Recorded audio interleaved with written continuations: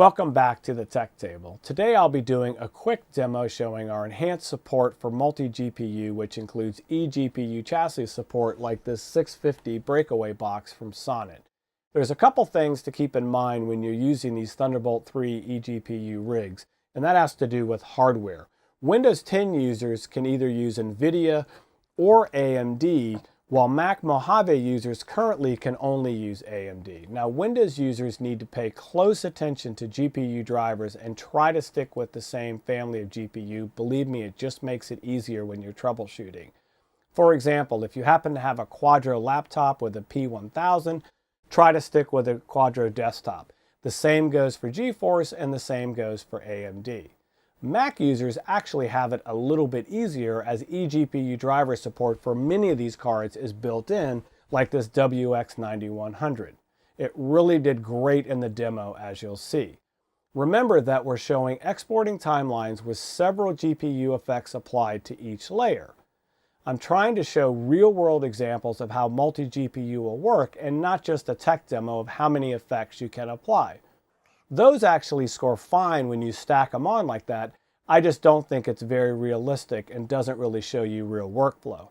Lastly, as I state in the demo, there's several factors that you need to keep in mind. Obviously, you need to be using Thunderbolt 3. You got to pay attention to the codecs on the timeline, frame size, sequence size, how many layers of video, the GPU effects that you apply, and the export format or codec that you'll be using. Let's take a closer look and see what this looks like.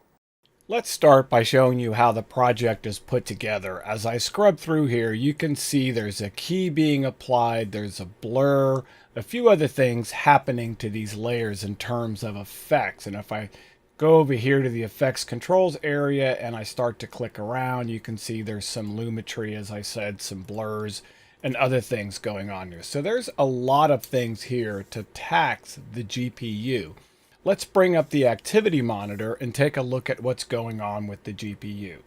You'll see that the macOS activity monitor has detected that I have two GPUs in this MacBook Pro, an integrated Intel 630 and an AMD Radeon Pro 560. You'll also notice when I get down on the timeline and I start to scrub this, you'll see that the AMD 560 is hitting at 100% because I'm putting a fairly heavy load on this. And again, it's exactly what I would want to see. Next, let's go ahead and do an export and take a look at the activity monitor and export times to see how well this performs. I'll go ahead and speed this up so we don't have to wait. Total render time was about 3 minutes and 13 seconds. So next I'm going to quit out of Premiere Pro and attach the external GPU via Thunderbolt 3.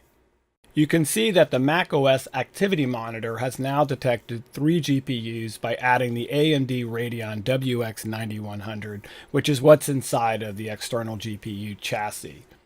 Let's go and start another export and see what those times look like. Total render time with the external GPU was 1 minute and 13 seconds versus 3 minutes and 13 seconds without. Better than 2.5 times faster.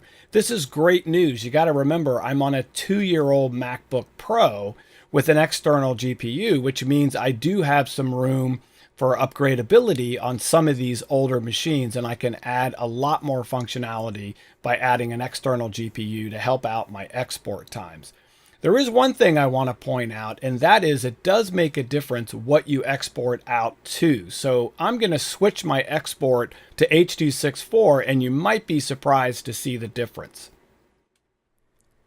You'll notice on the left-hand side we have ProRes 4K exporting to ProRes 4K. And on the right side, you'll notice we have ProRes 4K exporting to H.264 4K, our YouTube preset. You'll also notice it's substantially faster on the right-hand side with those two AMD GPUs. That's because it really makes a difference what codecs and effects you have on the timeline and also what your exporting format is, in this case H.264.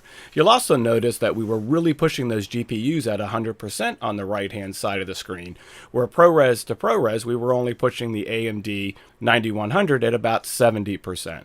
But still, the overall time and speed gains are amazing. so 2.6 times faster with ProRes to ProRes, and 4.4 times faster with ProRes to H.264. This is just the beginning of the performance enhancements that our engineering team is starting to put into Premiere Pro. So hang tight, there's more to come.